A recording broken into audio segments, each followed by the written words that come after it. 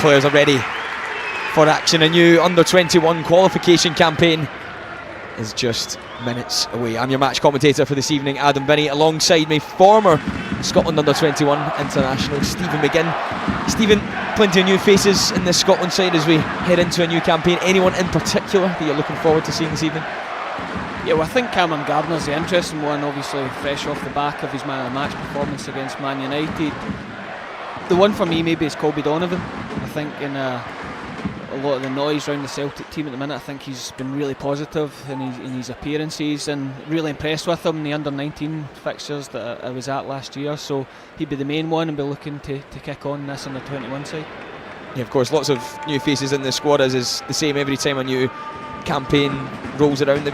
Just before we speak about the new guys, Stephen, you had a chance to watch this team in action in the last campaign. Some really good performances in there. You think back to Spain, was definitely the standout one.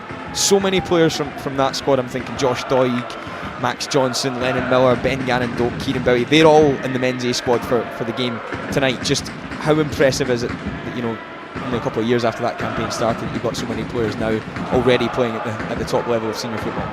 Yeah, it's great, and I think it's big for Scott Gemmill and Chris Park, who are coaching the boys there, to say, look, the first team manager here, the first team staff are watching. There is going to be opportunities, and they have live examples of teammates of these boys that they've gone on to make the A squads and make their international debuts.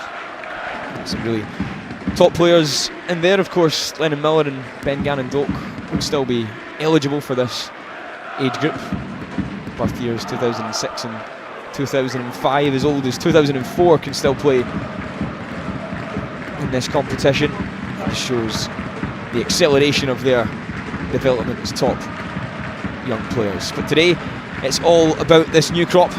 So many of this group making their debuts for the under-21s tonight, including front two consisting of Cameron Gardner, who Stephen's already pointed out as one to watch. Hadn't heard much about him. Man of the match against Manchester United. And his strike partner, James Wilson.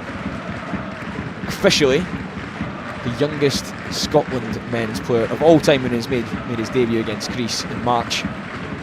He's one the Scotland supporters will be hoping can put on a performance tonight for the under-21s, as the referee gets us underway and Scotland immediately go with the rugby tactic, Stephen, kicking into touch. Yes, made famous recently by the Paris Saint-Germain Champions League winning team. Bit of an in-trend thing to do, but it gives a chance for Scotland to say to Czech Republic, you're not going to have it all your own way, we're going to get after you right from the start.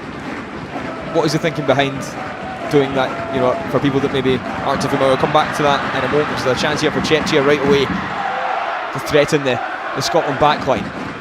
Ball's wide here for Riebeck. Pokes it inside, lovely 1-2, and a chance for Czechia to open the scoring inside the first minute. Big opportunity for Lucas Ambrose.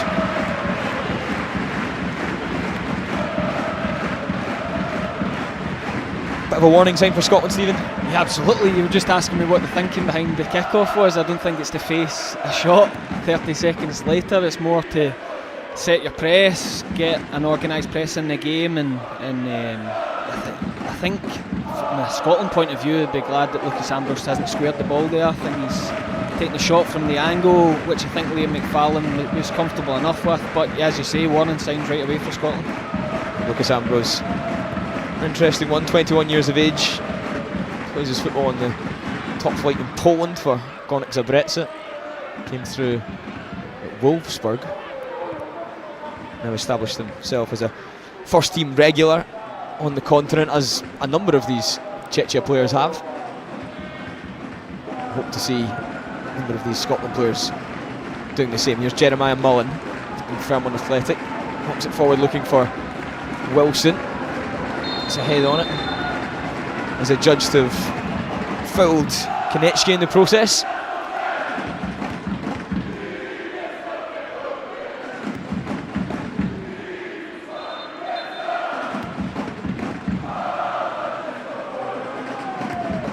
Stand out for part of Midlothian last season, young James Wilson, still just 18 years of age.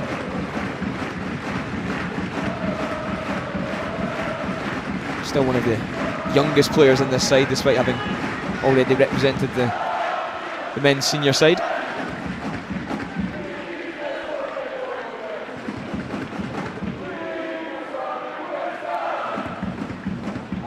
Graham to take the throw in. Now, Stephen, I don't think your paths would have crossed at Falkirk. Luke Graham was, of course, on loan last season, and the one season you've taken away from the club in recent years. But is he someone that's thought of quite highly in the dressing room by a lot of the guys that played with him last year? Yeah, absolutely. I mean, first of all, he was in there to cover for the club captain, Cole Donaldson, who was out injured, so it was big shoes to fill, and part of a dominant Falkirk team. He really just fitted in. Good footballer, good pace, and really popular around the club, and it's great to see him use the loan to kick on at his parent club, and he's featuring more and more often for Dundee this season. Yeah, certainly one that's kicked on this season again. Fantastic for Falkirk in the second tier last campaign, playing ever so well for Dundee at the start of this campaign. Ball's sent forward. That's going to roll harmlessly behind for Scotland goal kick. I think it's interesting to see David Watson as the more advanced out the three midfielders. All have different qualities. Aidan Boland, you would always have thought, was the one that drop and make all the play for Scotland. Daniel Kelly seems to be in beside Borland, with David Watson really locking on to that holding midfielder of Czech Republic. He's very good at that. I played with Davey, I came across him as a young player from Kilmarnock, and he's made his name being really aggressive, getting in about you in midfield. Do you like him there? He's a goal threat, isn't he? Yeah, he's absolutely a goal threat. As a young player, his goal return's very good. I'm sure that, like any young player, you're looking to improve in that, but he just made a knack of arriving into the box at the right time. But as a young player, he was one that I still reference him as a young player. He came into training and he didn't care for reputations, names, whatever game you had on a Saturday, he was there to try and get a jersey off of you. Matthew Anderson looks up the line looking for David Watson, who of course is wearing the captain's armband tonight. Do you see those sort of leadership qualities in young David, having played with him as a youngster? Is that something he was used to when coming through the age groups at Kilmarnock? As I said to you, I mean, he played in midfield at the same time as young Justin Devaney, who's gone on to do really good things for Crystal Palace, but he was the one the kind of leader in that youth dressing room. He was very, very loud, and as I said to you, he doesn't care for names or reputations, so I'm sure it won't faze him wearing the armband. Knocked out of play on the far side by Heatree.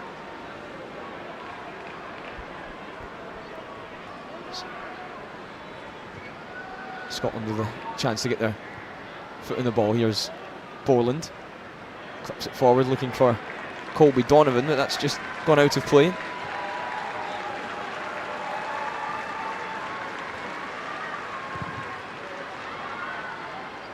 Smash clear with a chance for James Wilson to chase.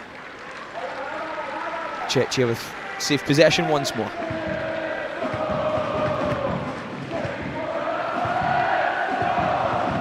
Strong header from Luke Graham, good defensive work as Kelly knocks it on.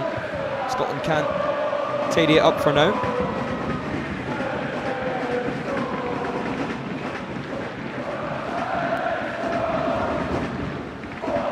Now, Stephen, you're a former Under-21 international yourself. How much did you enjoy going away and getting to represent your country at, albeit not first team level, but it's still such a big stage, and with something like this, it's got a lot of eyes on it at this stage in these players' careers. Yeah, absolutely. I mean, I was really proud anytime representing Scotland, but you did feel, making that jump from the younger squads up to the Under-21s, you felt it really felt more prestigious, it felt more real. Obviously at the end of the campaign you would have a tournament to go to that was televised, so it was such a big thing, and such a disappointment still looking back and not winning that playoff against Iceland. You had some good players in your team as well, didn't you? Yeah, some good players, some players that went on to represent some other countries as well, and Scott Arfield, who went on to play for Canada. But yeah, it was at the time you don't realise about some of the careers they go on, but proud to be a part of that squad, and as I said, I'd love to cap it off. We won our group but just fell short in the playoff against Iceland. James Wilson has spotted the run of Matthew Anderson. That's headed away. David Watson will take the throw in.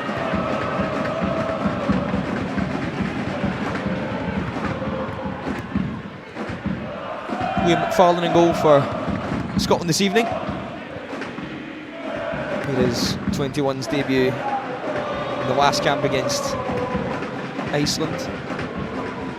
Quite an interesting start to this campaign. Was loaned out to Alloa Athletic, and it's really impressive there. There's a chance for Wilson in behind. Yeah, really impressive at Alloa Athletic. Liam McFarlane was then recalled by Hearts after just 7 games.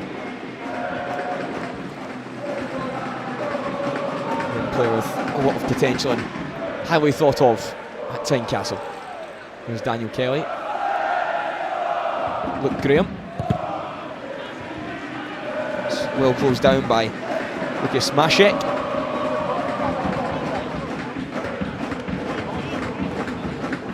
I think both teams will be reasonably pleased with the start. They've both put to the other team that if you take too long the ball, you take that extra touch, we're going to get after you, and it's making for a really feisty game. And they know the importance of this start, obviously starting a campaign, but against a direct rival for qualification, and the pressure obviously on the Czechs. With it being their home game, they'll know the importance of getting off to start with a win at home. But for Scotland as well, early warning signs are handing out to the Czechs with that ball in behind for James Wilson and using his pace. As you mentioned, potential direct rivals for qualification. Just to bring you up to speed with the group, Scotland are in a group with Portugal. Tonight's opponents Czechia, of course, Bulgaria, Azerbaijan and Gibraltar make up the rest of the teams. There's some lovely work from Colby Donovan on that right hand side just to play it back inside for Daniel Kelly. Yeah, you would imagine Portugal, number 1 seed's the strongest team in this group. If it does follow the seeding, then they would qualify automatically for the 2027 Under-21 European Championship. And then Scotland and Czechia battling it out for that second spot to try and earn a playoff. Unless, of course, they are the best second place team across the groups, in which case they would qualify automatically. Chance for Cameron Gardner to show his pace. Looks like a powerful runner in behind, Stephen, doesn't he? Yeah, and I think he's aggrieved at not getting a corner there. I think it was a corner. I thought it showed his pace there. It was a brilliant ball from Luke Graham, and Cameron Gardner does the running for his team, and he goes and in that situation go and try and win as a corner, go and try and win as a throw-in, and he's very unlucky with the referee's decision there. Yeah, just 19 years of age, Cameron Gardner. 2 disallowed goals against Manchester United. Quite unlucky in that one. Certainly looks as though he has a talent, playing regularly in League 2 for Grimsby Town.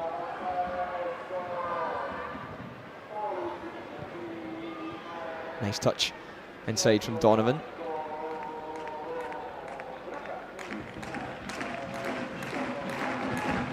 Scotland just settling themselves. 11 minutes played still.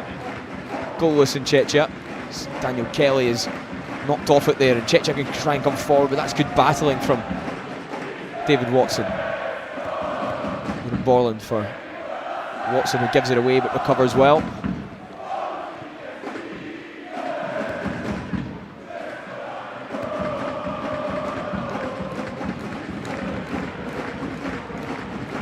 Aaron Borland, the youngest member of the squad, just 18 years of age, 2007 birth year. What a year he had last season at Aston Villa.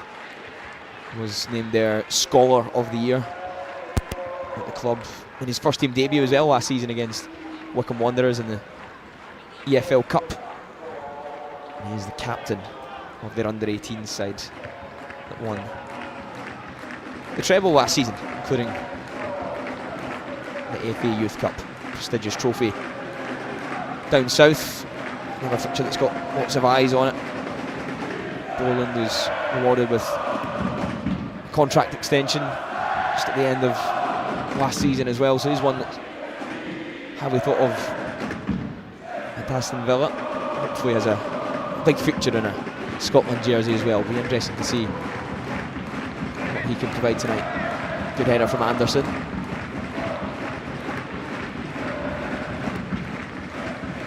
Put forward and just taken down by Eric Hunal.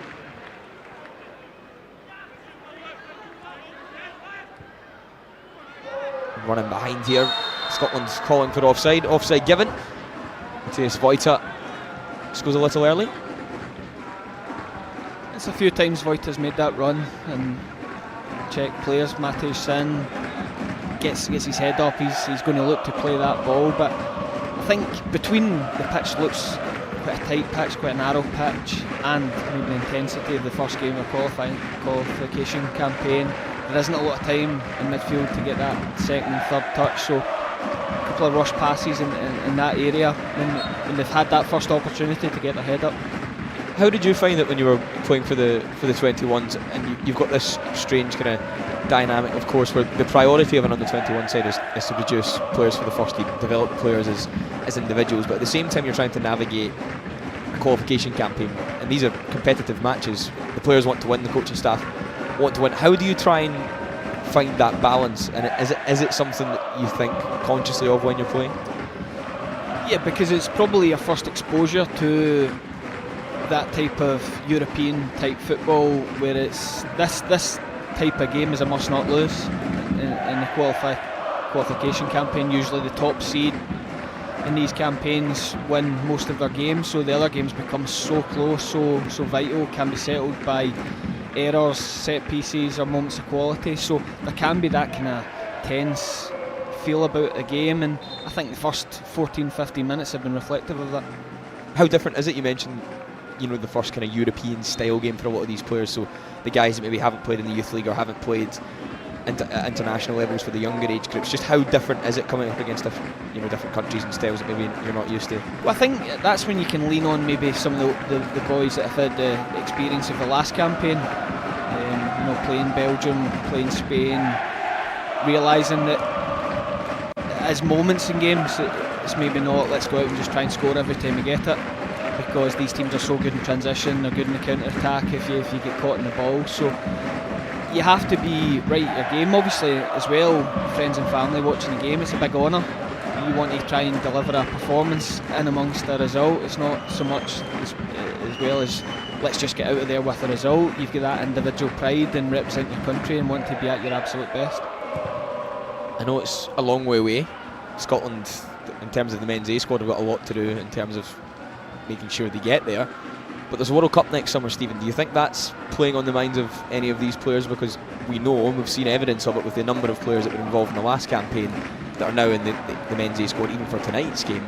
Steve Clarke watches these matches and he takes interest in the under-21s. Is that something that the players will be thinking of? Do you think there's guys in here who fancy their chances if their season goes well for club and country? They could be at the World Cup? I mean everyone's different. There's probably levels of dreams. There'll be when you're having the ultimate dream is obviously to represent your country at the World Cup, and hopefully these guys got off the park tonight with a positive result, and Scotland men's team go and win in Denmark tonight, and then they can start to think about opportunities opening up with club performances. But you'll need to look at Kieran Bowie, heavily involved in the last campaign, and there'll be fans out there pushing for him to be involved in some sort of capacity tonight because of his really strong club performances. Here's Albert Labic. He's inside but miscues his pass. Daniel Kelly picks it up, has the run of Gardner if he can try and play it, but nice work from Kelly just to hold it up and give possession over to Anderson.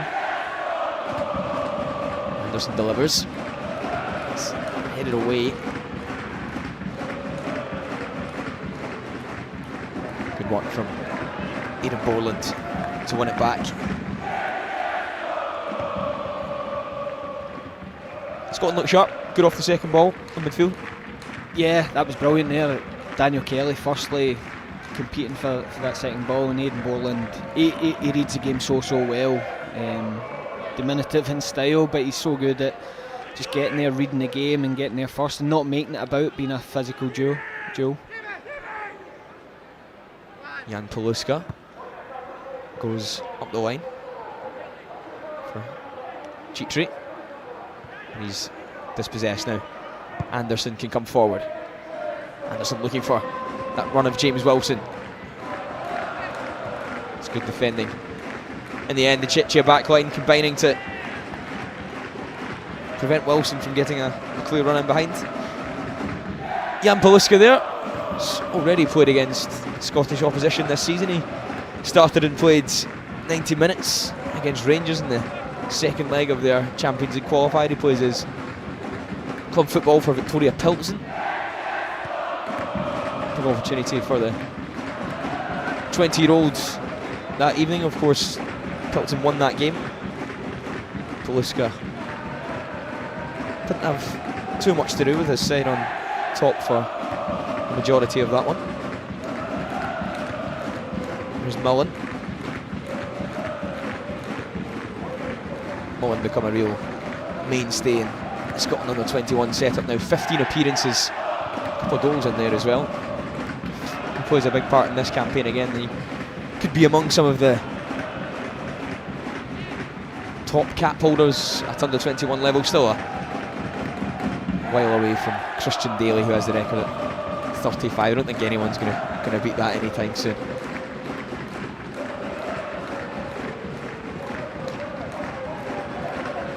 Eric Kunal clocks one forward.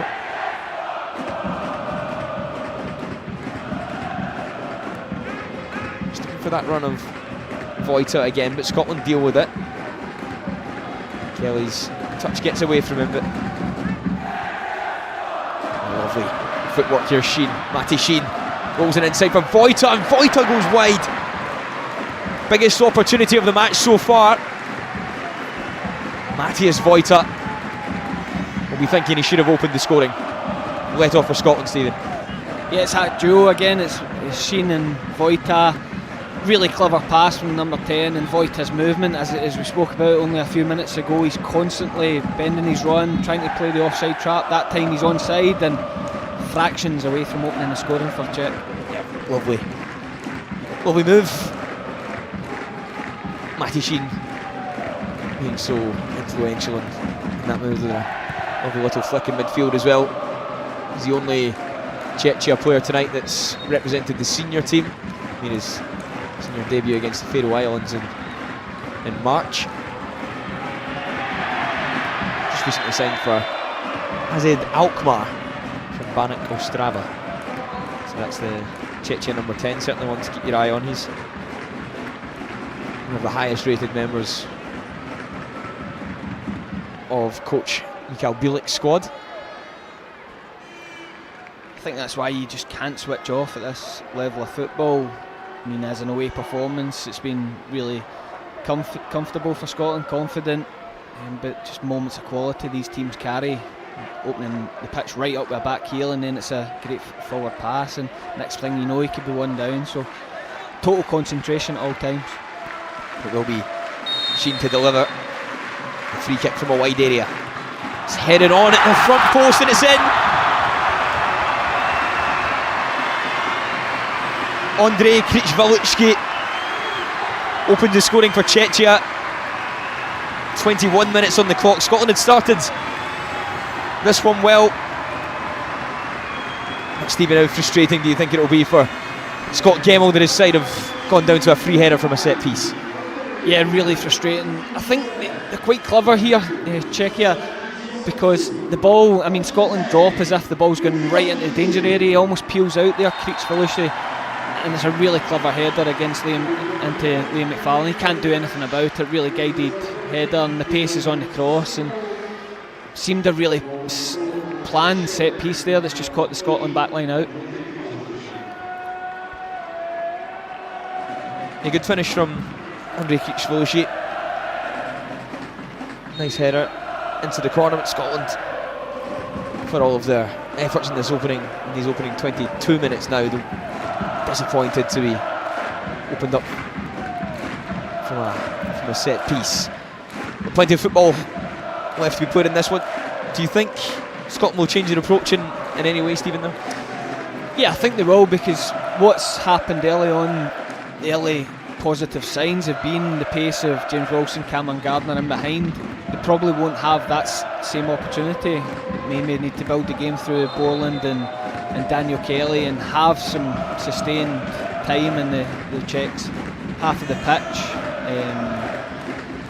Obviously the onus now is on Scotland to go after the game, but respectful of the quality of the Czechs and play their way back into the game and not let the goal lead on to more joy for the Czechs.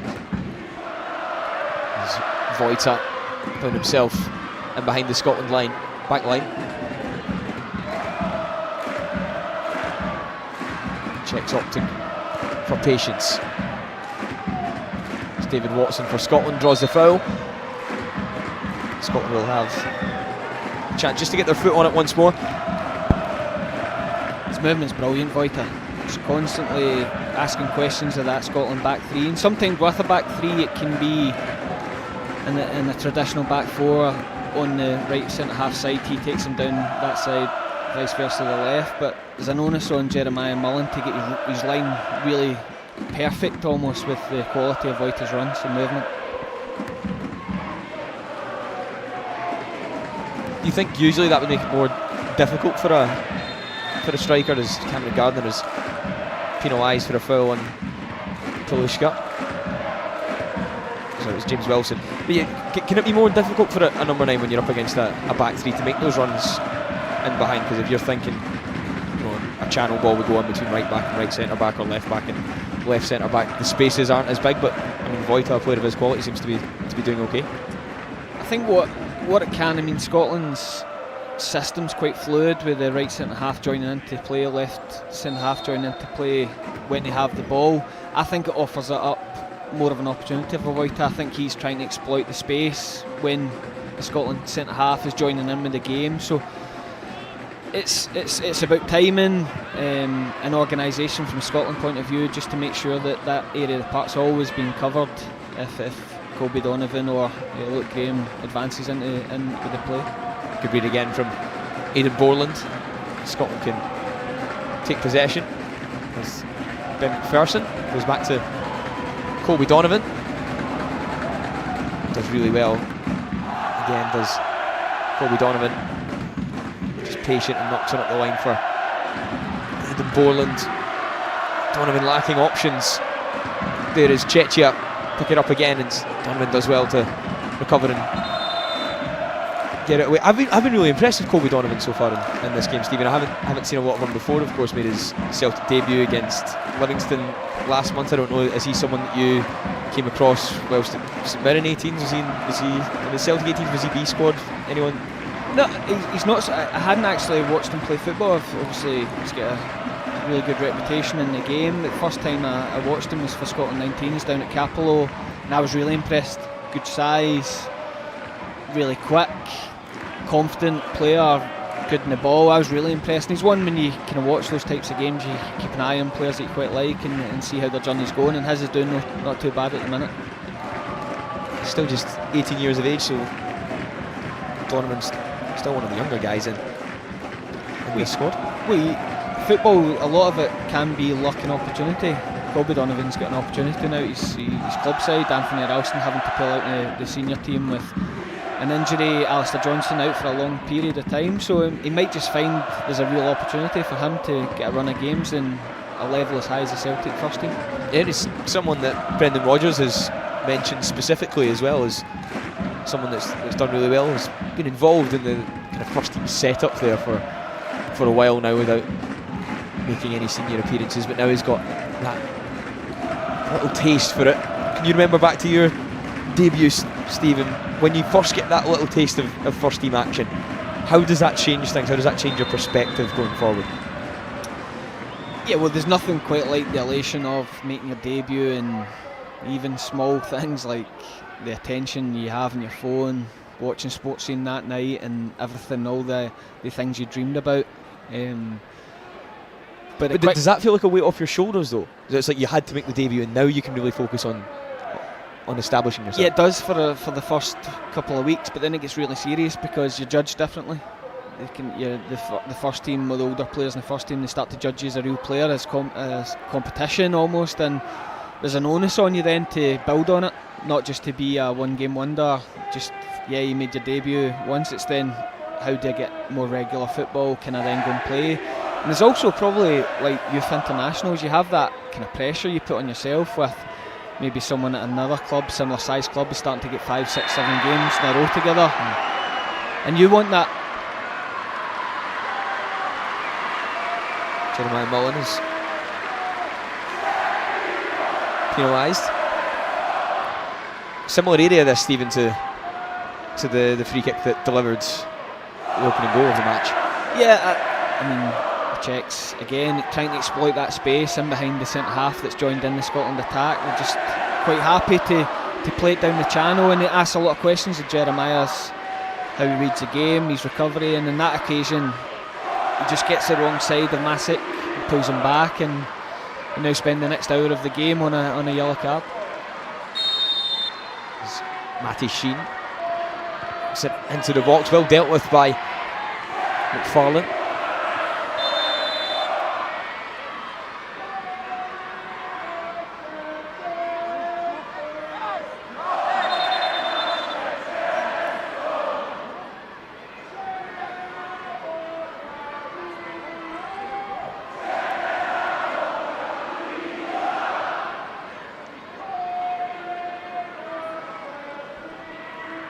Taken out by his own player in part there. McFarlane, bit of a sore one coming together with Luke Graham.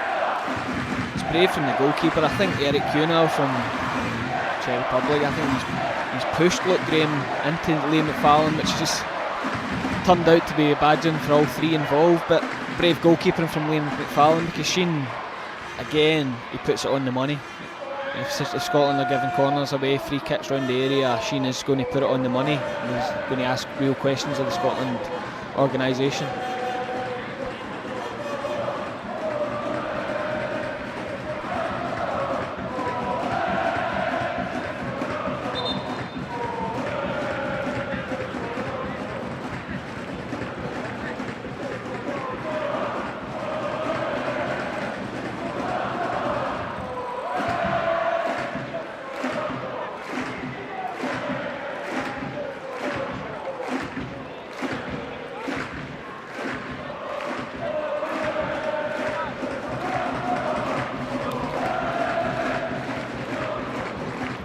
Bit of an argument going on here as to who's going to get the ball back. Drop ball in favour of the Czechs. So Matty Sheen knocks it out of play, and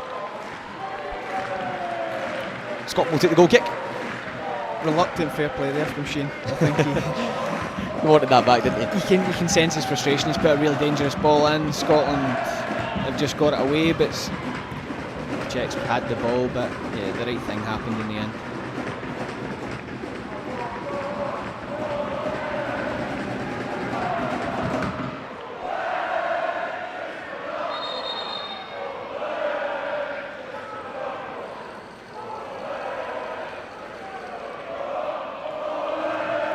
Donovan over the throw-in for Scotland. Goes back to Jeremiah Mullen. McFarlane now.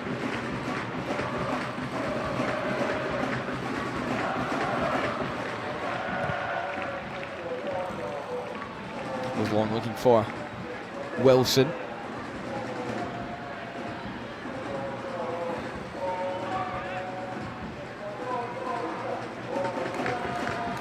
David Watson knocks it forward for Wilson, who looks to try and play inside for Kelly. It's a little bit untidy though, but Scotland pick it back up with Mullen.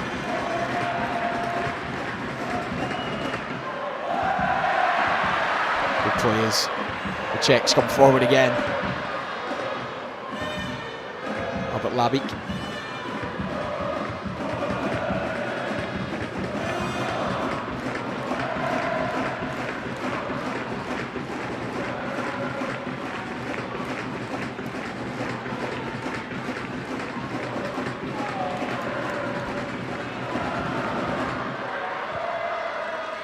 for that back post run. It's a good defensive intervention.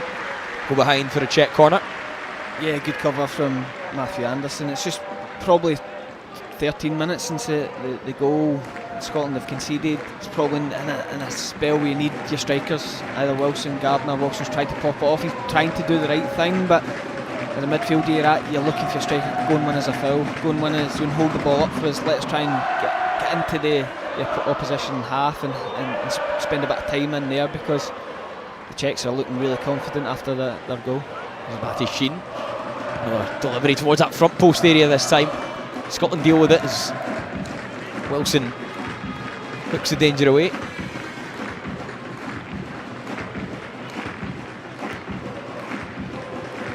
How do you think Scotland have responded to going one behind?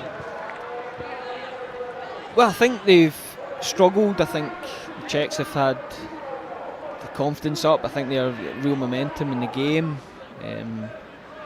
Okay as an away performance in terms of not really panicking. They're defending well. It's just trying to, as I said, spend some time in the Czechs half. Get Daniel Kelly on the ball again, Aidan Borland on the ball again, and get a foothold back in the game. It's Jan Paluska to take the throw in. Down that line again, but Daniel Kelly gets across well just to get his body between man and ball and draws the foul. Well accepted by Scotland in that area of the pitch.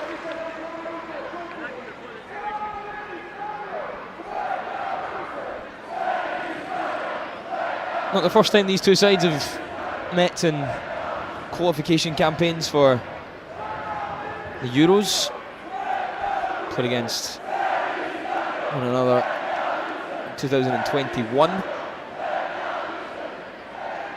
0-0 draw away from home before a 2-0 victory at Tynecastle, thanks to goals from Fraser Hornby and Ross McCrory.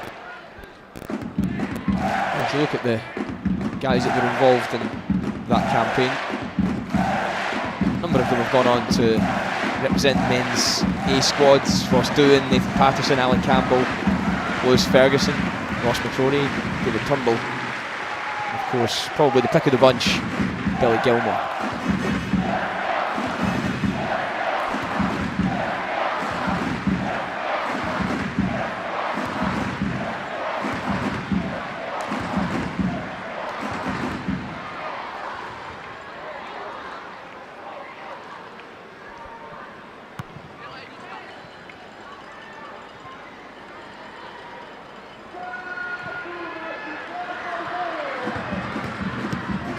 Covering from Donovan. I think McFarlane's taking a bit of a late one there. Referee will go back. He's been at war today, hasn't he, McFarlane? He was in great positioning to start off with, and I think he's done the right thing, just clearing his area. I thought Masick could have slowed down. Oh, that's a bad one. Yeah, I think Masick could have slowed down. It's a real sore one for both. There's perhaps a clash of heads just at the end of the challenge as well. Of course, the head clash accidental, but we hope both players on this occasion are okay. McFarlane still receiving treatment after clashing with Lucas Mashek.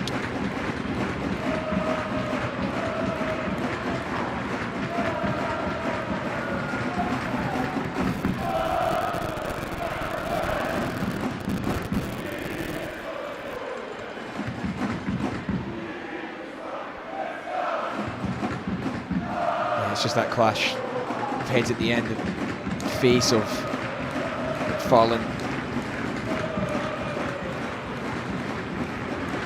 Bother with his nose. After colliding with Mashek.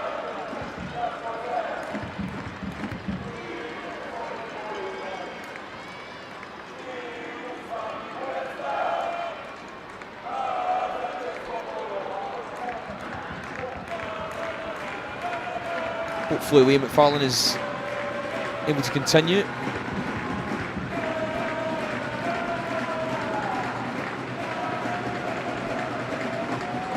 If unable to do so, the substitute goalkeeper is Rory Adams. Here's the goal again.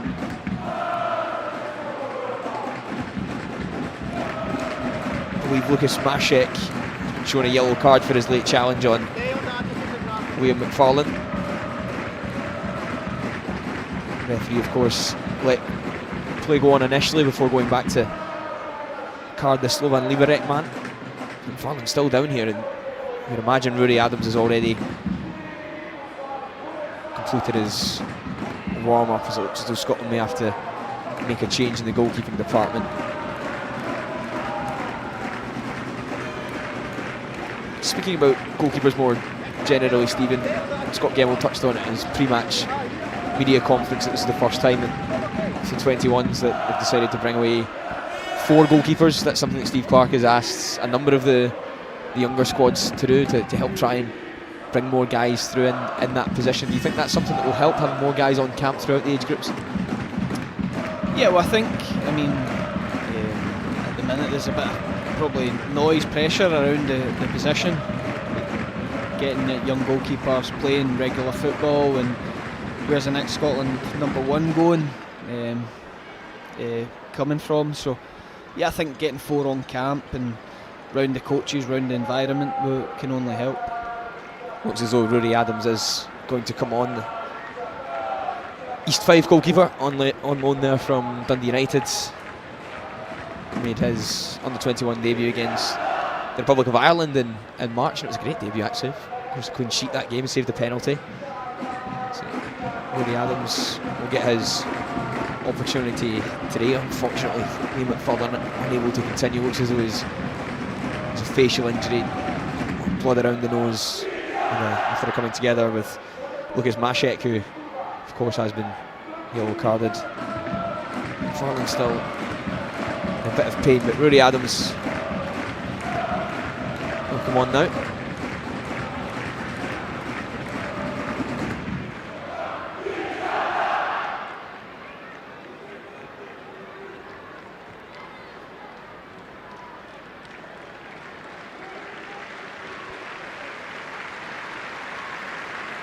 The City Stadium applauds the Scotland #1 off the field.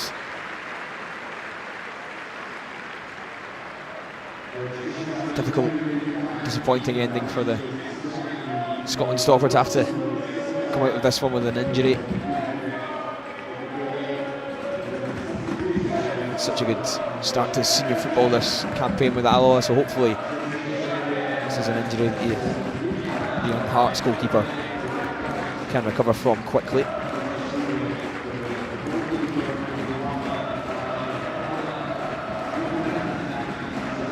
Fourth official not happy with the socks. I think the socks, yes, is going to be a bit of an issue.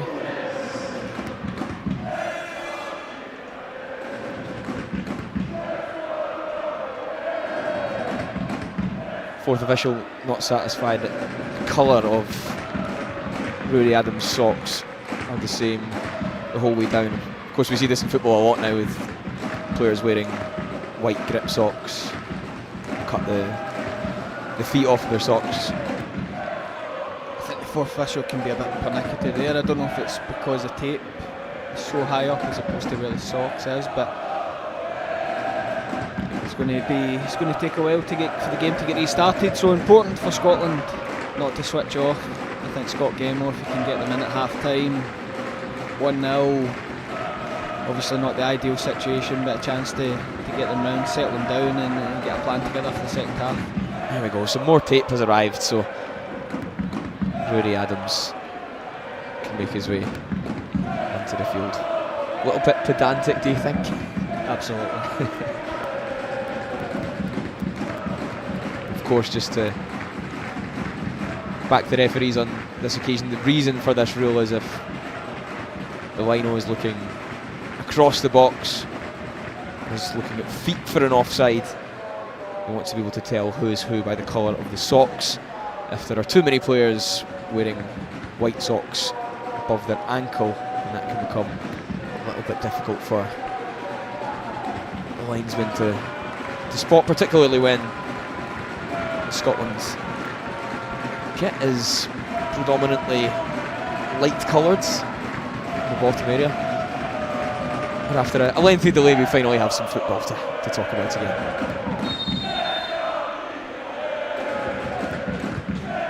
Moody Adams, his first touch, pings one looking for David Watson, who gets in the end of it. Wilson goes down.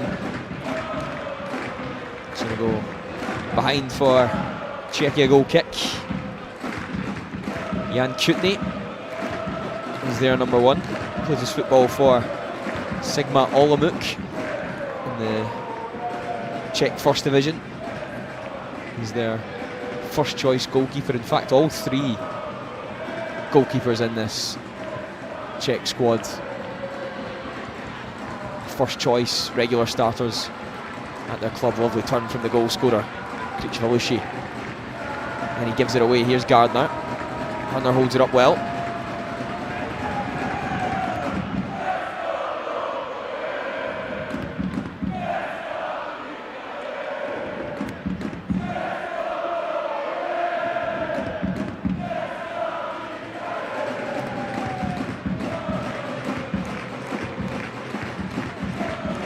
To go back to Adams.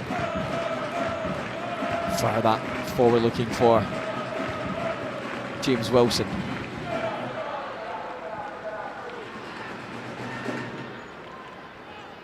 Ben McPherson inside for Borland.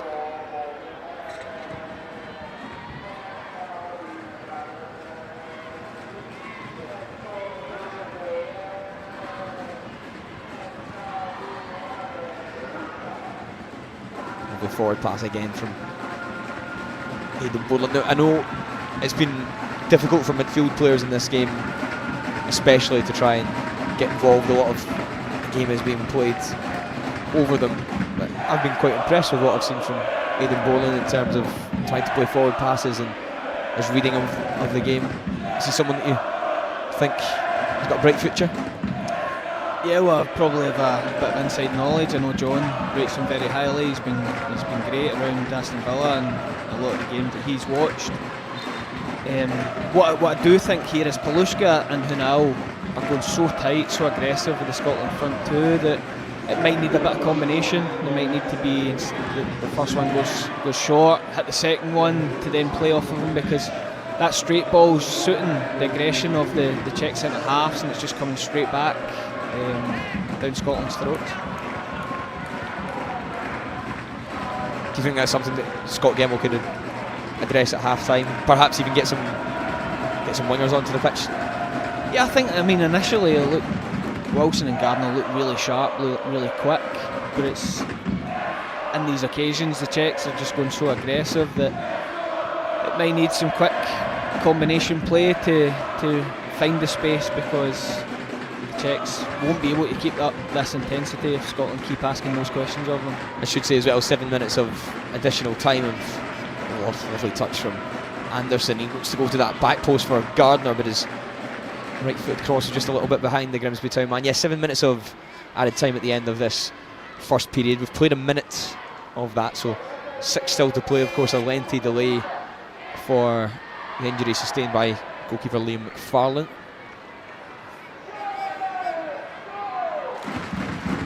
Scotland with 6 minutes now to try and get themselves back on level terms before the interval.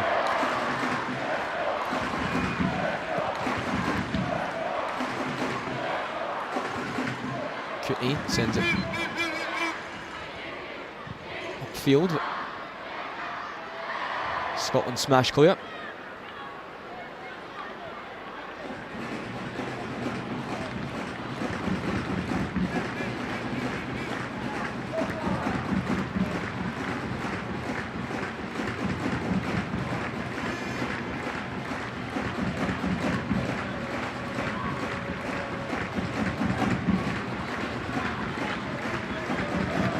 Paluska.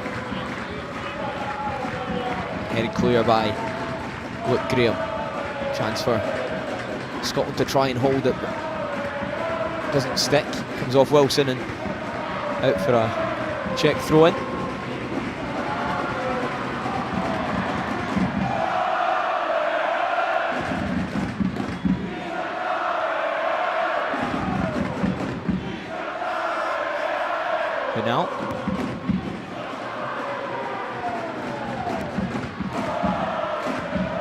intercepted by McPherson. Watson battling in midfield. Loses out. It's Vojta. Tries to find that run in behind from Heatrey.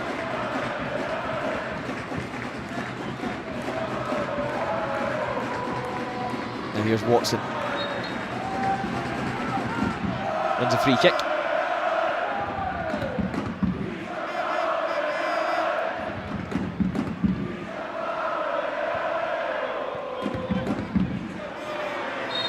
It will be another Scotland free kick as Graham is filled by Mashek. David Watson wants him sent off. Yeah, but there's maybe an argument to say it's off the back of Liam McFarlane's game, and then he finished prematurely. Masek's took a huge gamble there. He probably gets booked for that if he's not already booked. You know, it's one of those ones. Yeah, you could make a case for that. I mean, he's really ran the risk at that, Masek. I don't think he gets another one, and it might be David Watson's just pointing out to the ref saying, look, I'm not asking for a player to be sent off here, but how many more can he have of these? He's certainly late on Graham there. Rudy Adams will knock it forward.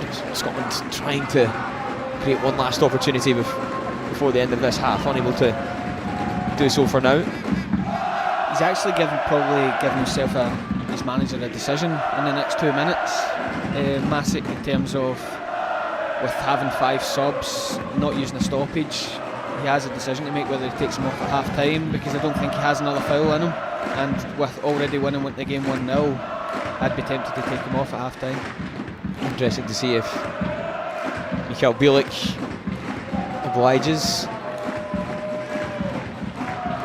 It's been around the block as the Czech Under-21 head coach. Actually, he was manager of the first team for a period between 2009 and 2013, in which he came up against Scotland on 3 occasions. 1 win, 1 draw, 1 loss.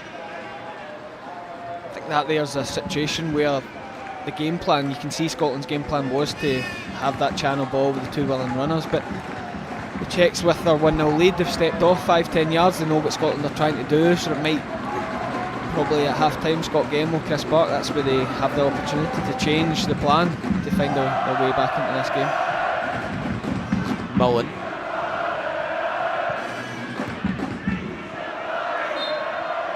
Free kick awarded to Scotland as Anderson. It's one in the throat by the looks of it. A minute or so until half time. Stephen, would you be looking at any changes from a Scotland perspective? Yeah, probably. I mean, Finlay Curtis would tempt me off of his early season form with Rangers. He's come up with big moments, and amongst Rangers' disappointing start, he has been the big bright spark. It would maybe change the system to fit him in. Do you go to more of a 3-4-3 as opposed to a 3-5-2 and have Finlay Curtis's running power and his eye for a goal in the performance? But I wouldn't be overly disappointed with the performance. I'd be disappointed with the goal, just that I haven't had enough of ball in the Czechs half.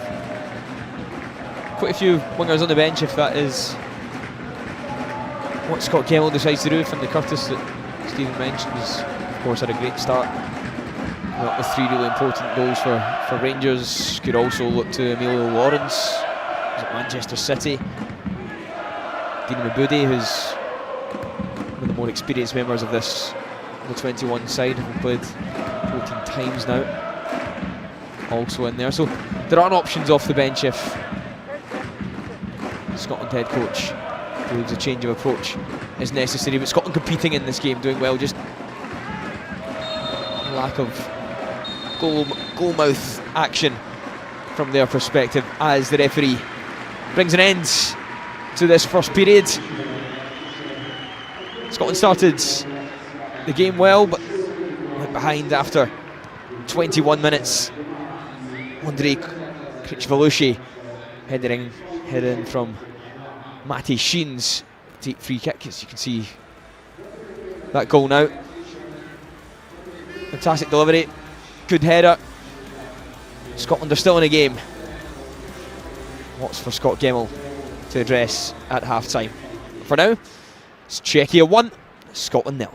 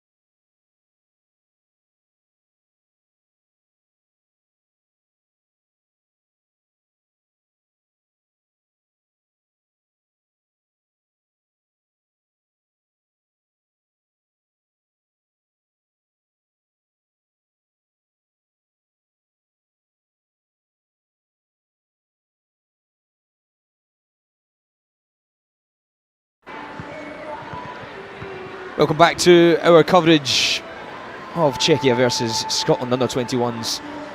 The opening match of this under-21 European Championship 2027 qualification campaign. Scotland trailing by a 1-0 heading into this second period. It looks as though a couple of changes are being prepared for Scotland. Sam Clew-Harding as well as Christy Montgomery going to make their way onto the field. Don't know yet who's been withdrawn. It's as though Jeremiah Mullen is going to make way for Sam Clew-Harding. Jeremiah Mullen was of course on a yellow card in that first half. Can't tell yet who Montgomery is replaced. Once we've got our head around it, we will let you know. It's as though there is no Aidan Borland for this second period. So Christian Montgomery on in place of him, and a chance for the Czechs early in this second period. It comes from Vojta. Smart save from Rudy Adams. Go behind for a corner. Stephen, again, I'll get your thoughts on those changes once we've dealt with this corner. Early warning sign at the start of this second period again is chance there for Vojta. Yeah, whatever the Czech manager says to start a game, it certainly works. A shot in Scotland's goal inside a minute of both halves. Real statement of intent. There's Wilson. Here's the run of Watson, if he can find him. Just goes through the legs of Mabik, but can't get in the end of it. But yeah, two changes at the break. Scott Gemmill has looked to his subs and he's brought on Christy Montgomery and Sam Clew-Harding in place of Jeremiah Mullen and Aidan Borland. Do you think the thinking is there behind those two subs, Stephen? Yeah, well, I mean, I can see the Jeremiah Mullen one being because he's on the yellow card. The movement of Vojta, just too much of a risk to as I said to you, with stoppages, having that 5 subs. Half time is now more of a done thing to make subs. It's not as much a punishment as maybe once was. Aidan Borland one, as a guess, I would think he's so important to this team that it can only be an injury, which would be a disappointing thing from the Scotland point of view, especially with this being part of a double header. Yeah, Christian Montgomery on in his place. This is his first cap for the under-21s. He was part of the under-20 side in May, but this is his first official under-21s call-up. Features semi-regularly off the bench for Blackburn Rovers. There's an opportunity for him to represent his country today as Montgomery wins the foul. The other sub, Sam Clew-Harding. Dundee United fans will be well aware of his talents. 19 years of age, played quite a bit at the end of last season. Got his first goal against Rangers. Although it's a double sub, I think it's just like for like. There probably was that discussion, maybe that temptation to put a Ryan O'Neill on, a Finlay Curtis on, and move David Watson back on and have number 10 as such as more of a forward player. But like for like. Chance here for Daniel Kelly. It's smashed clear in the end by the Czechs. Scotland threatening the start of this second half from a deep free kick.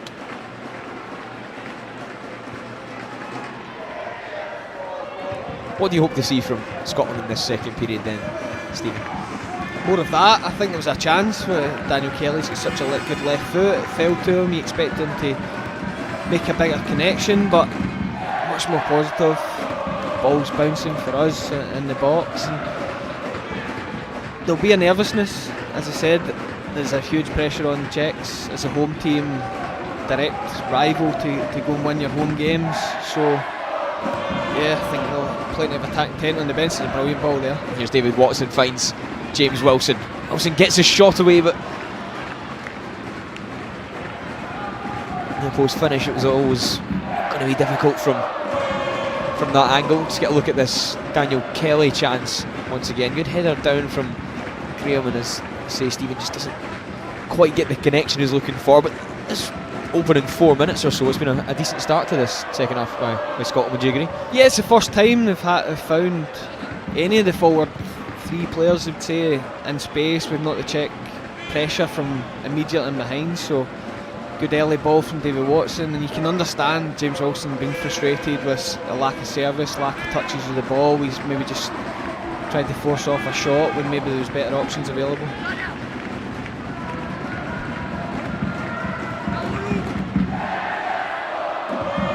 Here's Ben McPherson, Partick Thistle fullback.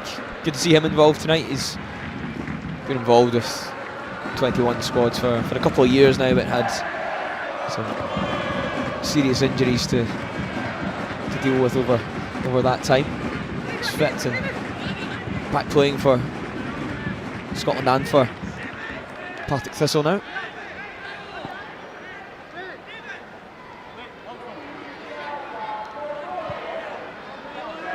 Colby Donovan going to wind up a long throw here.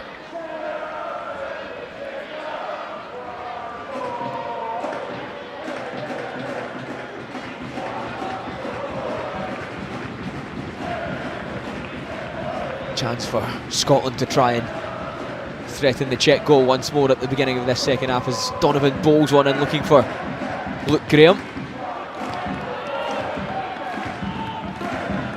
Scotland get the corner.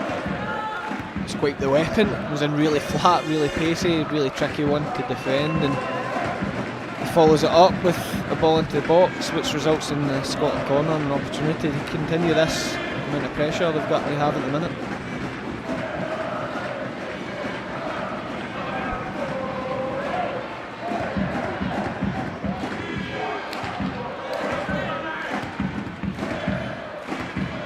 David Watson over the corner, goes for the out-swinging delivery, headed clear by goal scorer Kricvalici. Lovely nutmeg from Watson. Christy Montgomery is forced to go all the way back for McPherson. Just clips one at that back post looking for Donovan, but it's going to go out for Czechia goal kick.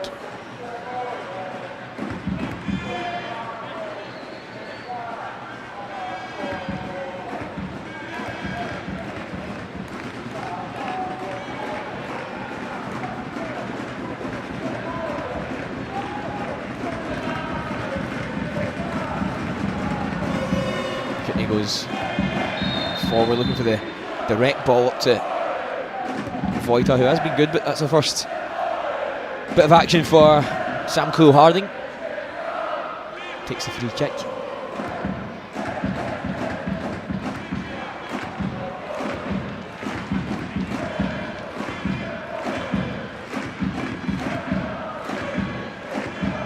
Graham comes forward looking to try and feed it into the feet of Matthew Anderson. Now, we heard at length from Anderson pre-match when speaking to Angus McGregor. Certainly one of the more experienced guys in this side. He was Josh Doig's understudy in the previous campaign, playing regularly, playing every week in Belgium now for Kortrijk.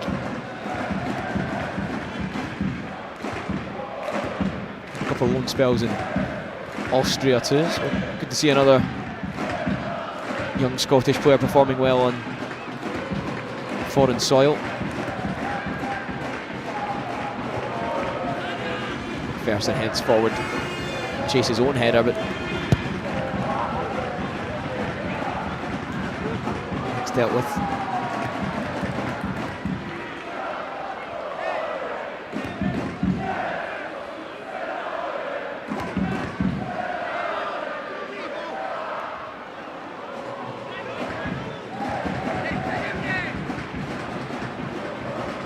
Goes looking for the feet of David Watson.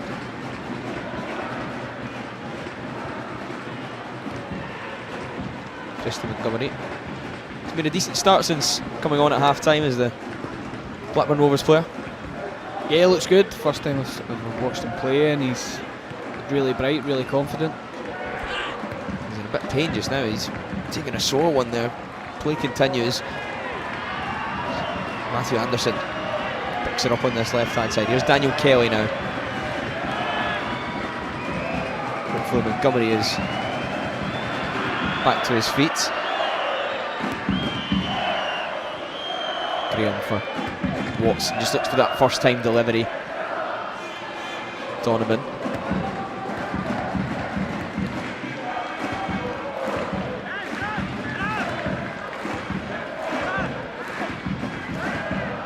Almost 10 minutes into the second half, Stephen, there's no doubt that Scotland are much improved in this second period. What's changed now, other than the obvious? There have of course been a couple of substitutes, but they're like-for-like changes. Anything you've noticed in terms of Scotland's approach to this second period that has made it more successful, I guess, without any clear chances of goals? I felt, the Czechs couldn't keep up the intensity they had off the ball in the first half. I think it's just opened up a bit more. There's a bit more space for the Scotland guys to build attacks, sustain some pressure, and now it's about that composure. Don't force things, not spend a lot of time defending the first half. It's now about creativity, patience, all the buzzwords that come with getting that all-important goal, which, as I said at the start, in these games, take 4 points in the double-header against the Czechs. It goes a long way to finishing in the top two, so they need a very patient game, but just that one moment of quality is what it might take here. Well, we all hope that moment of quality will come. Scotland, after being under a bit of pressure in the first period, have started the second half the better of the two sides.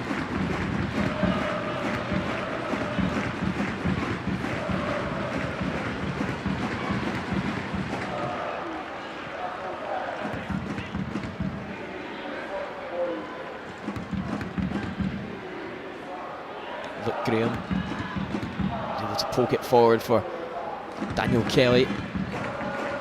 Daniel Kelly, of course, playing his football for Millwall now.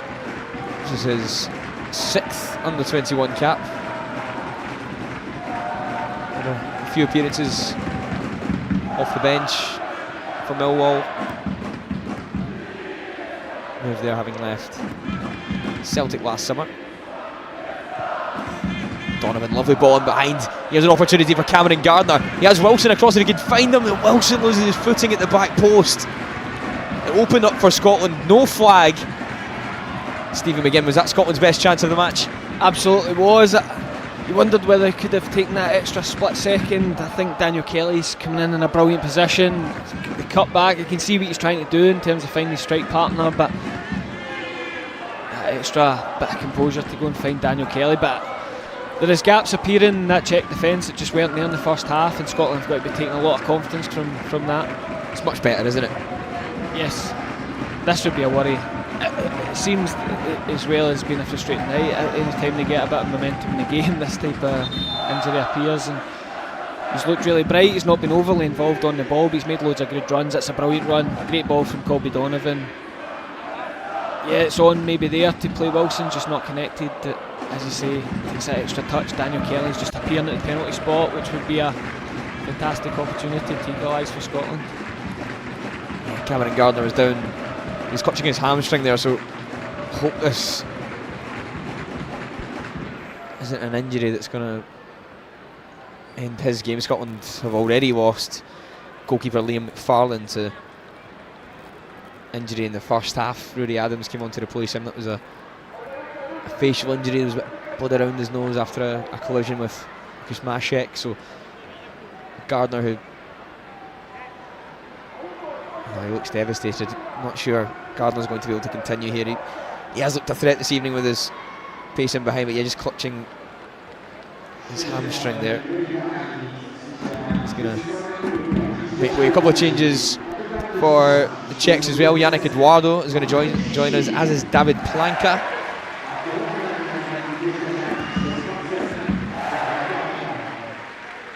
Not quite sure who is going to be coming off yet. Yannick Eduardo is going to replace Lucas Mashek, who was already on a book, and Stephen suggested that may be one that the head coach should look to make, with the player running the risk. Matty Sheen is the other in the field for David Planker. Happy to see the back of him, because he looked pretty dangerous in that first period. Yeah, I think, it's more of a defensive performance now from the Czechs, and it makes sense. What I would say is, you ask about youth players and mind, how important the mind is. Cameron Gardner gets man of the match against Man United, and then just a week or two later he has to go off with hamstring injuries, and the roller coaster that is professional football, and a real disappointment for him. He gets in, he's made those selfless runs all night, gets in for the first time and gets injured in the process, so it's a real blow, but chance for Ryan Oney to take part in what's a good period, the best period of the game for Scotland. Yeah, hopefully nothing too serious for Cameron Gardner. Been a real great couple of weeks for him. Stephen mentioned that game against Manchester United. I'm sure it's a huge honour for his family getting to watch him represent Scotland, in particular his dad, who's from Motherwell. Cameron was born in the northeast of England himself, but qualifies to represent Scotland through the birthplace of his father. On in his place now is Ryan Oney. 4 appearances for the Under-21s already. This is his 5th. Player that I'm sure a lot of you watching will be familiar with, having left Hamilton a couple of years ago to go to Sheffield United. Quite often in those squads used as a player off the bench. He's done well at first team level down south. We're hoping that he can produce the goods today.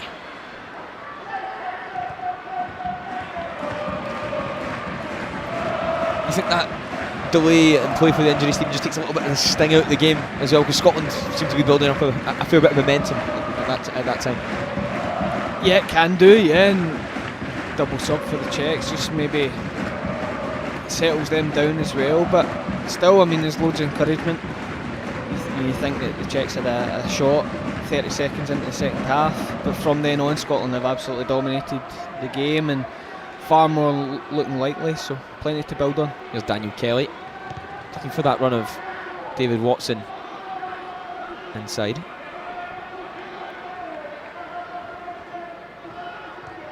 Luke Graham goes back for Sam Cleal-Harding. Scotland with just under half an hour to... It was a great ball in behind from Colby Donovan. First chance to see what Ryan Oney can do. He flashes it across. Good save from Coutney. It's opened up again, and Stephen, we're seeing a bit of a pattern here. Colby Donovan seems to be getting a lot of joy with those passes in between the... I'm not even sure if it was a left back and left centre back. It's almost... Honestly, there's not a lot of grass to play with. That's inch perfect. That was a perfect ball there from Colby Donovan, and linking up with, I watched Colby Donovan and Ryan Oney do that for the Under-19s in that game I referenced earlier at Capello. It's a feature of the game. Ryan Oney knows it's coming, and as I said, inch perfect from Colby Donovan, and yeah, feel like it's starting to feel like it's coming for Scotland. Great work from Montgomery here. He might fancy a shot. Christy Montgomery gets that one wrong, but nice change of direction. Explosive in midfield. Good first touch. Gets away from a couple of players who are nearby, but just way off with the finish. I quite like the look of Montgomery. Same as you, Stephen. Haven't seen him play before, but he looks pretty good. Yeah, the biggest compliment you can pay is that the loss of Aidan Borland hasn't really been shown yet in the Scotland team, with Montgomery's performance since he came in. Looks really powerful, looks strong runner of the ball. Could they have slipped Ryan Oney in? Maybe, but you can't blame anyone for having a shot from there.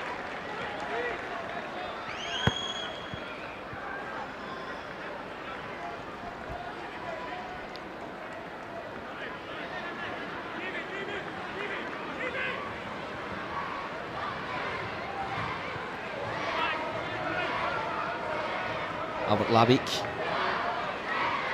takes the throw and opts to go back one.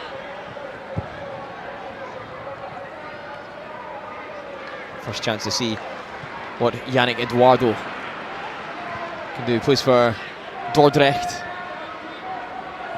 second tier in the Netherlands. He's on loan from RB Leipzig. Good work again there from Christy Montgomery.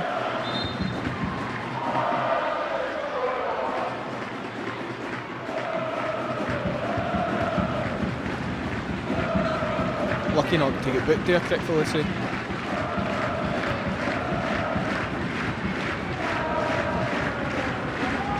Yeah, could have been a yellow card. He's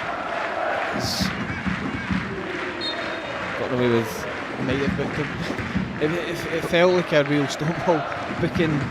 We saw the referee go to his pocket. Montgomery there, was in full flow. I think Crickful knows what he's doing. It's not the worst foul ever to give away from a team point of view and stopping an attack, but I'm surprised if he wasn't booked for that. Yeah, we can't tell for sure. We're not getting our pictures this evening from Czech broadcasters who have kindly helped us out this evening, and we can confirm that he was indeed booked. So Andre Krichvolushi is in the referee's notebook for a late challenge on Christy Montgomery.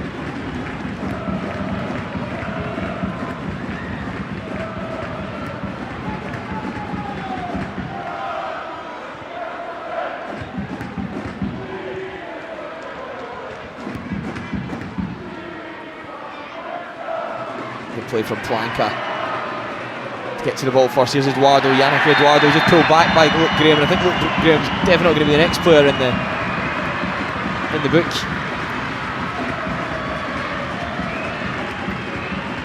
Stopping any chance of an attack there. If there was doubt about the last one, there's absolutely no doubt in that. I actually think he might have saved his mate Montgomery from a booking as well, because he attempted the same halting of the counter attack. But absolutely no way Luke Graham was getting away with that one. I think he's played well tonight, Luke Graham. He's certainly one that I've enjoyed watching for Falkirk and for Dundee over the last couple of seasons. Certainly one with a lot of first-team experience now. I'm sure we'll have aspirations of going on to play for the men's A squad at some point.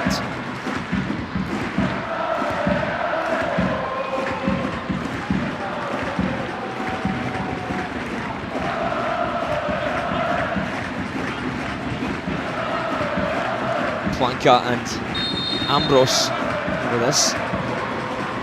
Planka just dinks one to the back post. It's headed away by Ryan Oney, but not clear. That could be a penalty. Penalty given. And Stephen, you winced as the challenge went in there. Can he have any complaints? No complaints from Montgomery. He just naive from him. He just doesn't know he's there, and yeah, an absolute stonewall penalty.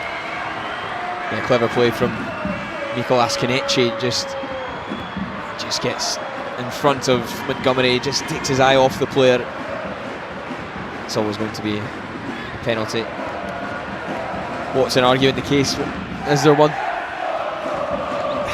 I'd love to put up a fight against it being a penalty, but yeah, no doubt, stonewall penalty, and so frustrating. I think that's what David Watson might be. He might just be so frustrated because Scotland are so on top in the game, and it feels like a cheap penalty to give away. Yeah, Scotland had done so well to get back in this one, but now could be two behind. Can he add his second? Krichvolushi over the penalty. And great save again! Rory Adams saved a penalty on his Scotland debut. Oh, I thought he had saved the second one, but the referee, I believe, has ordered this to be retaken. David Watson's gone over to speak to the linesman. It was a lovely save from Rory Adams, but has he perhaps just come off his line a little too early? Is that? Yes, he has. And when you've got certain officials that are pernickety about colour of socks, they're going to spot they're that, always going to they? give you a retake there. I think Matthew Anderson's also gone into the book for his protests to the referee. Rory Adams clearly a good. It's just penalty stopper. As Crickvolusi's taking his last step, he's just taking a final step. Interestingly here, Stephen, they've changed penalty taker. Krichvolusi's not going to take this. It's actually Matthias Voita He's going to step up. And saved again by Rooney Adams. Oh no, the linesman got his flag up again. Oh no, oh no. I can't believe this. He's got his flag up again. Now the penalty is going to be retaken once again. Rooney Adams, if you're just joining us here, has saved 2 penalties in a row. The first was ordered by the linesman to be retaken because he said that Rooney Adams had come off his line. We'd seen a replay, looked as though he did go early. Stephen, does he go early again? It's hard to tell if the heel's still or not. I mean, the first one, that's hard to argue. The first one, that one is so harsh. I mean, it might have been, we don't have this the freeze frame of a VAR. It seems so harsh, that second one. Interesting to see what they... Oh my god, they've changed it again. So Chris Belushi took the first penalty, missed. They changed it. Matthias Voita took the second one. Rooney Adams saved it. The one thing is, Rooney Adams might feel like he's got the hat-trick here. He's looking confident. He's pointing out that he's saved 2 already.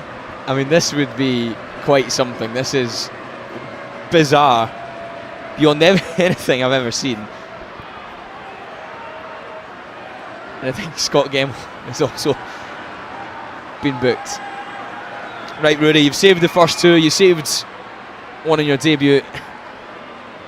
What it does do, I mean, obviously changing the taker didn't work there for the Czechs, but it does take that kind of pressure off the next one. They're just passing along, and Rooney Adams is continuing to have to guess for body position the way he's going. But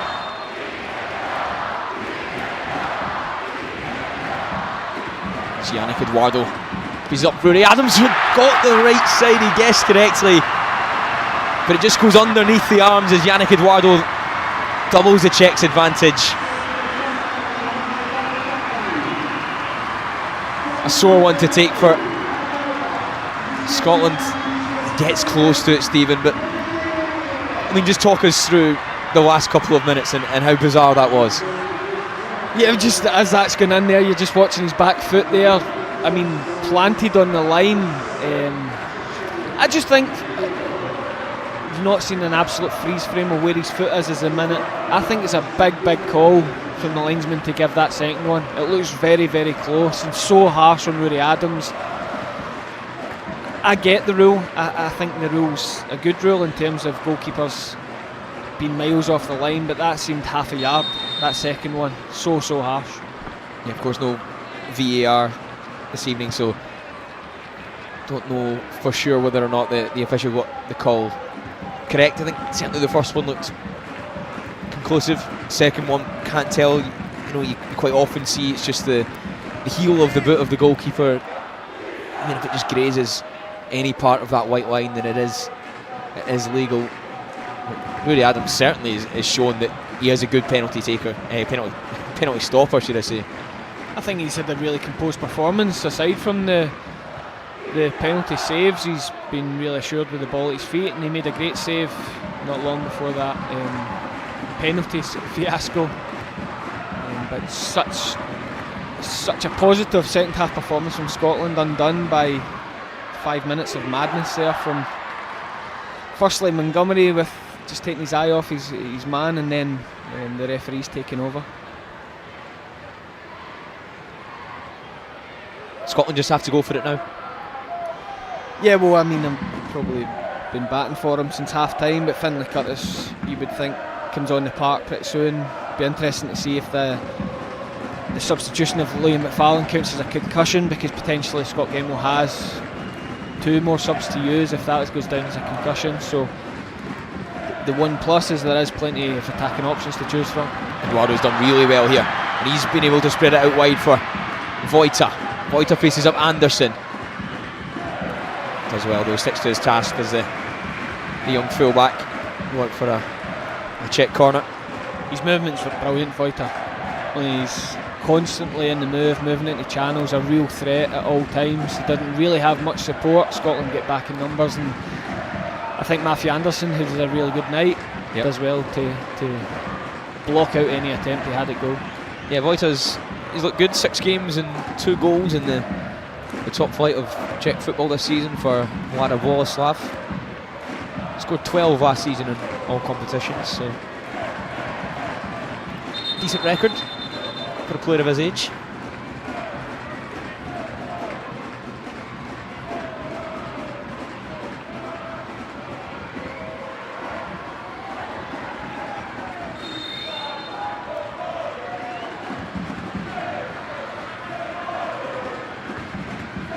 Ambrose to take the corner. It's a good one, but well read by Rory Adams. Now Ryan Oney can break for Scotland. Ryan Oney just looking to try and use his pace to get beyond Albert Liebig. Very good work from the wing back.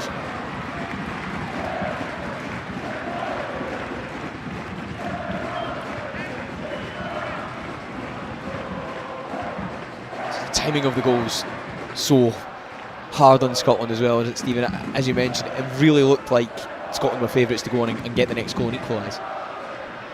Yeah, it was really, I mean, I felt that Scotland were so on top, probably more on top than maybe even the Czechs were in the first half, who dominated the first half. You felt like the goal was coming.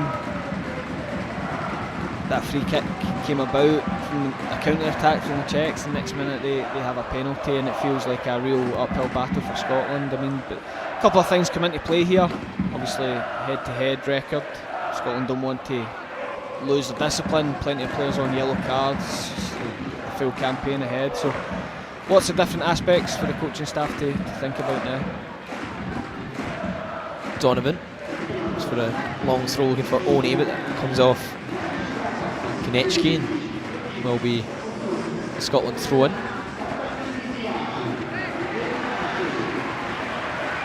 Fewer than 15 minutes left to be played in this one. Scotland still in a game here.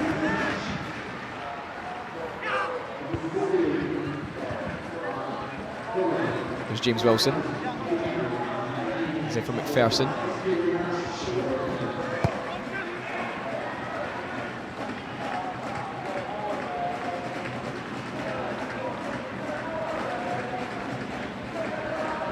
David Watson goes for a strike from distance. McPherson was calling for it on this right hand side. Perhaps just a little too ambitious from the captain. And the ball stuck in the net.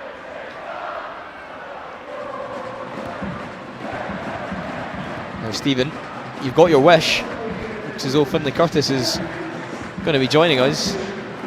Daniel Kelly, the man to be replaced. So how do you think this changes how Scotland's set up now? Yeah, well, I mean, it looks David Watson will drop in beside Montgomery. The makeup of the front three, whether it becomes a 3-4-3 with Oney or Wilson going wide, and or Finlay Curtis just playing as a 10. I would probably been tempted to take one of the centre halves off.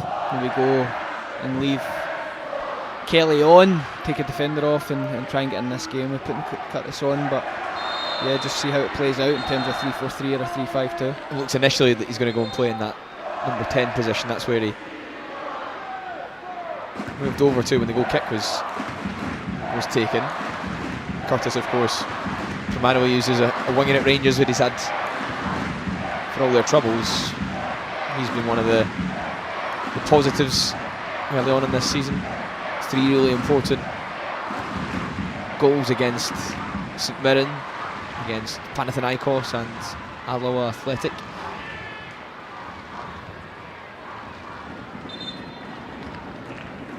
Certainly seen from him already that if there is a chance, he is a clean striker of the ball, someone who's got an eye for goal. Be a real threat. As Alexander Busiek is now going to join us. He's replacing Lucas Ambrose.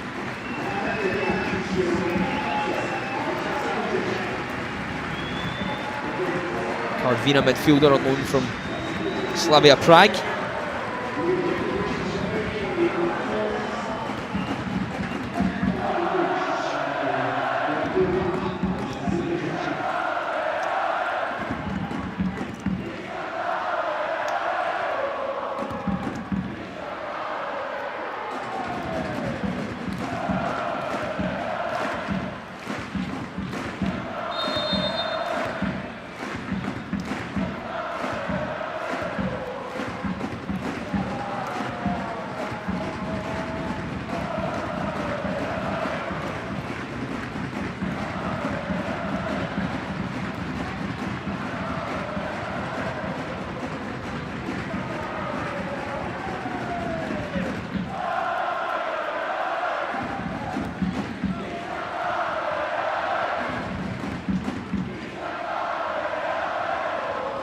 Stephen, I think the fourth official has spotted another sock infringement.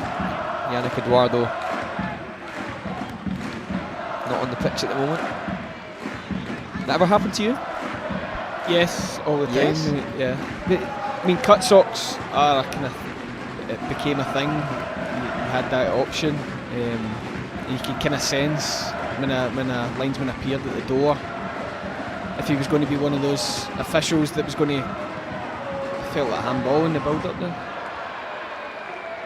You would get a kind of feeling this linesman's going to pull you up for all sorts in terms, including sock length. So just to try and pull it down a bit because you might not get away with it. But it feels like an inconsistent kind of active refereeing. Doesn't feel all that important. So it can bring about frustration in the build-up to a game. Here's Ryan Oney, lovely ball in behind from McPherson, but Oney just overhits his delivery into the box. Will come back out to the left-hand side for Matthew Anderson. Does well to make a yard. Can it come to Montgomery? Montgomery gets his shot away. That's going to be a Scotland corner. It was brilliant, firstly from Matthew Anderson. What Scotland didn't do in the first half is when they played the ball forward, when they got into areas, they weren't sustaining any attacks. They've certainly done that in the second half, and just when you thought Montgomery was losing the ball, brilliant use of the body, and I think that strike was going towards goal, and a good block and end up from the Czechs. But so many more positives to take from the Scotland performance in the second half. Yeah, certainly been a positive showing, certainly better than the first 45 minutes. Scotland been really unlucky not to find themselves in level terms before going a couple of goals behind, but it's not over yet. Here's David Watson over the corner and swing onto that back post for Colby Donovan, just over the top. Stephen, it's another decent chance for Scotland. Yeah, it's a brilliant ball. Donovan, you can see what he's trying to do. He's trying to go back across. It's Gets all the he shape can of it really right, do. doesn't Yeah, he? it's the shape. Yeah, timing of it. It's just a couple of yards, but really good delivery from David Watson. And Donovan's been good today, so the goal would have been fitting. He looks like someone that's ready to play senior football, Colby Donovan. He looks size, athletic. Looks like he's got that bit between the teeth that he knows he's playing well. He knows he's getting that opportunity back at his club side. When Celtic return to domestic action, if Anthony Ralston and Alistair Johnson are still injured, would you put them straight in? I know that there are other options within the squad, but I think from what we're seeing tonight, he's certainly always capable. Yeah, absolutely, and Brendan Rodgers obviously trusted him in the heat of a Champions League qualifier to go and put him on, and he certainly didn't disappoint, created a chance with his endeavour and quality, and I do believe, I think he's ready to go and play senior football. Ben McPherson just tries to knock it down the line, but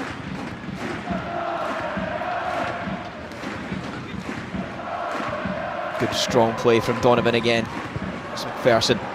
Great ball into the box, looking for David Watson.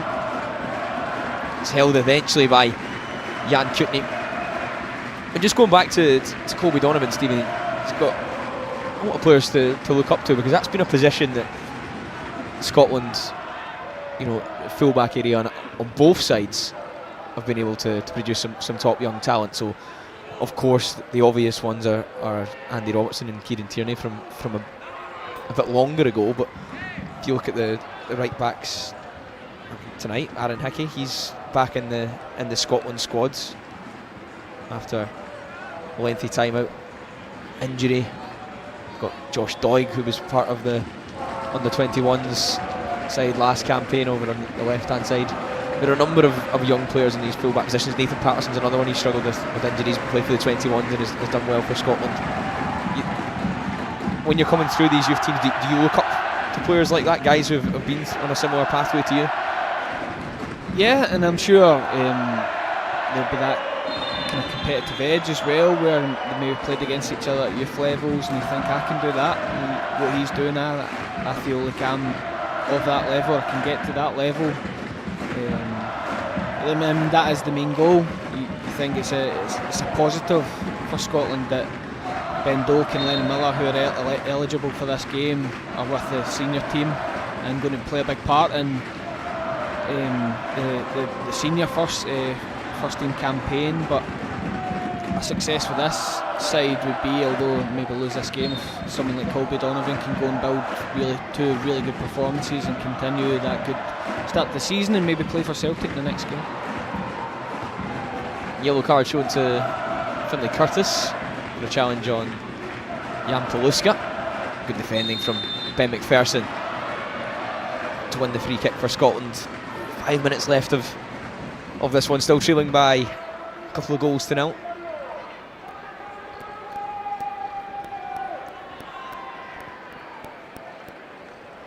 That's head coach Michael Bielik, as I was saying in the first half, has managed against the Scotland men's A squad as former senior coach of Czechia between 2009 and 2013. He was actually the manager in the infamous 6-4-0 game. This is his only win of the three against Scotland. Sam Thuil-Harding. Lovely diagonal pass for Matthew Anderson. Great first touch, knocks it in, looking for the run of One. Czechia get it clear. Scotland continuing the pressure. And there's a bit of discontent. I think McPherson and perhaps it was Donovan had knocked the ball in the direction of the Czechia dugout.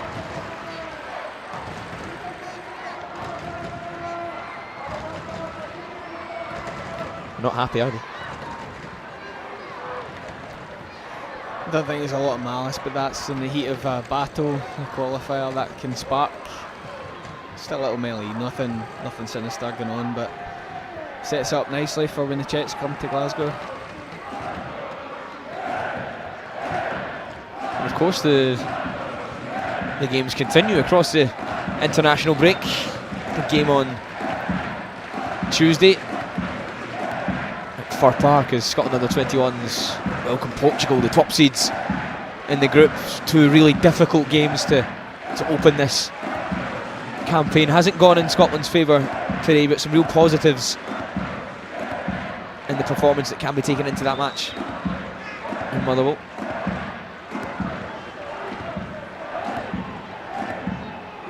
There's Luke Graham just breaking out from defence, and a yellow card has been shown to Yannick Eduardo. It'll be a big challenge, but I think any qualification campaign, any successful one over the years for Scotland includes a big result. Means a big nation, a result where people maybe didn't fancy them to go and win. The last campaign there was a few big wins, just fell short at the last hurdle, but I think they've got a solid enough showing tonight to suggest that Scotland are going to be a game for anyone at this level of football. Another substitution for Czechia. Thomas Lončík is on to replace Matthias Vojta. You've been impressed with him this evening, haven't you, Stephen? Yeah, very impressed. I think his movement been excellent. He's other than his penalty, I've been really impressed with his night. Now a chance for Thomas Lončík to come on and replace him. Goes for Radek Kralov. He's joined there on loan from Victoria Pilsen. Another that's actually played against Scottish opposition this season. Just before making that loan move, he played 33 minutes at Ibrox in the first leg of that Champions League third qualifying round match, alongside Jan Paluska. Lovely driving run from Christy Montgomery.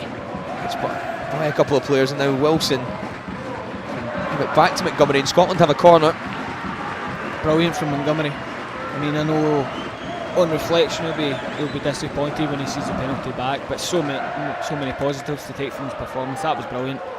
Really strong, driving from midfield with the quality to go with it.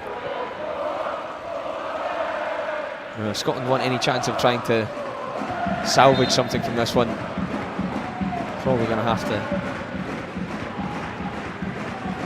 convert from this corner kick.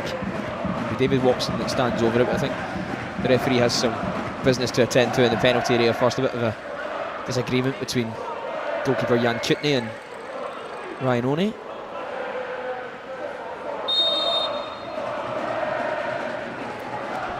So Wilson to swing it in right-footed. It's headed clear by Konechki.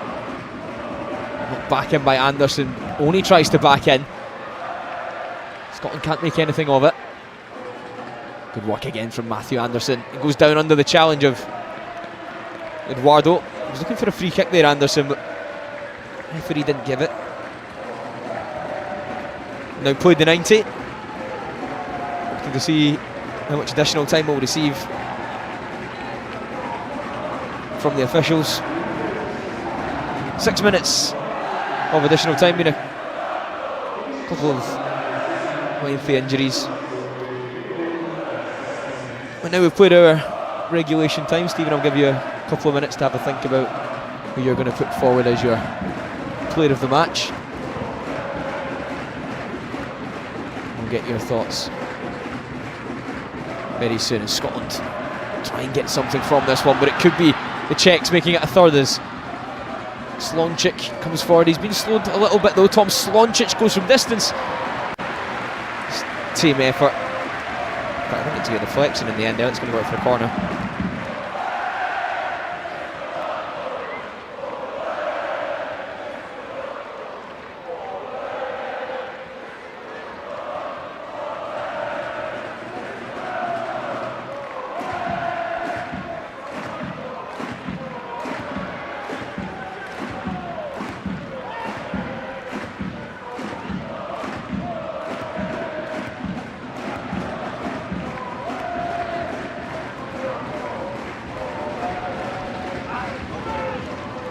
Swung in and a chance. Came off a couple of heads there, but I think it's Jan Paluska almost adding a third for Czechia. Slončík sent it into the box. It was Paluska at the front post.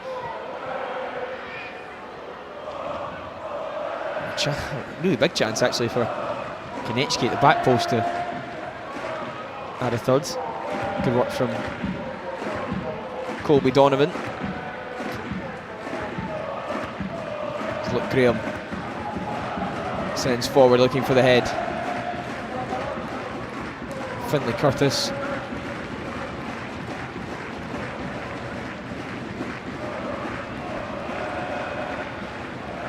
Anderson for Oney. Oney's just a little slack with the passes. Eduardo backs in, but look, Graham does well there. Now, Stephen, you've had a couple of minutes to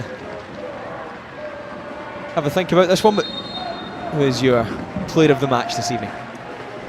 Yeah, well, obviously a disappointing results, but I've been really impressed with some individual performances. As I said, Montgomery, first time I've watched him, he's been good. Matthew Anderson, don't get many opportunities to watch him playing obviously his football overseas, but on the night I think Colby Donovan's been Scotland's best player.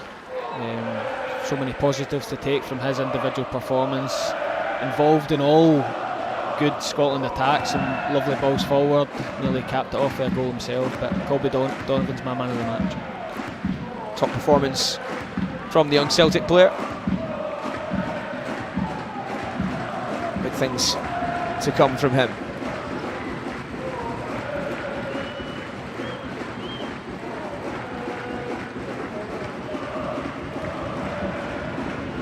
Watson just tries to poke it forward.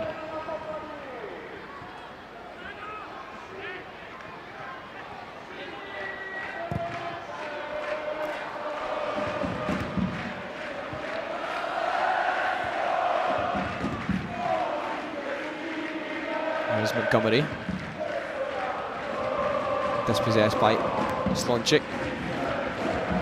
Couple of minutes to go in this one. Looks as though Scotland aren't going to get anything from the game, Stephen, but how impressed have you been by the second half performance? Because I don't think the scoreline perhaps tells the full story. No, I think, and obviously with a game to come in Scotland, the Czechs have to come, there's positives to take. I don't think there's two goals between these two teams. I thought the Czechs were excellent in the first half, but couldn't keep up the intensity. I think there's a lot to be positive about in terms of the Scotland performance ahead of the rest of the games, but the next couple of minutes are important in terms of if it comes down to that head-to-head record, not to lose their heads and make it more difficult for themselves in the return game. Yeah, and as Stephen mentioned, another big game to come on Tuesday. Fir Park, the venue, as Portugal visit. Top seeds in the group, favourites to take that automatic qualification spot. And if Scotland can take some confidence from their second period, marry up some of the good work from the second half with some of the top performances from the previous campaign against the likes of Spain, we could be looking at a more positive result. James Wilson tries to buy a free kick, not given. But Graham goes down. Scotland will have a chance to try and load up the box with 30 seconds left to play. Kobe Donovan will take this one.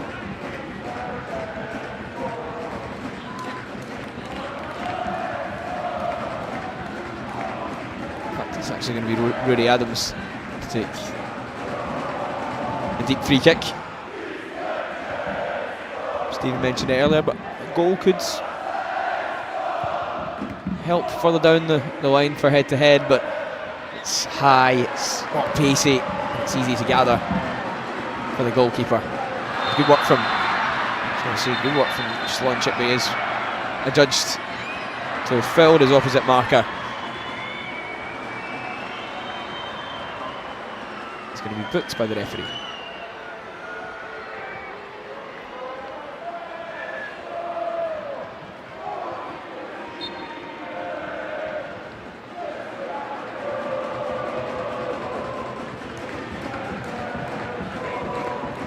Watson for Wilson, just stray with his pass.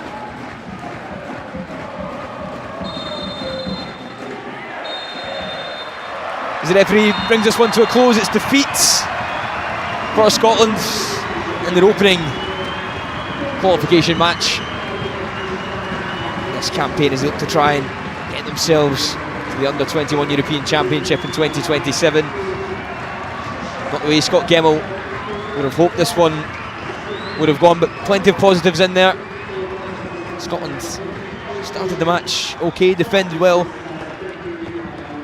Went down to the opening goal, that coming in the 21st minute. Andrei Kricvalushi getting his head on the cross by Matissin. Good delivery and a good header into that far corner, as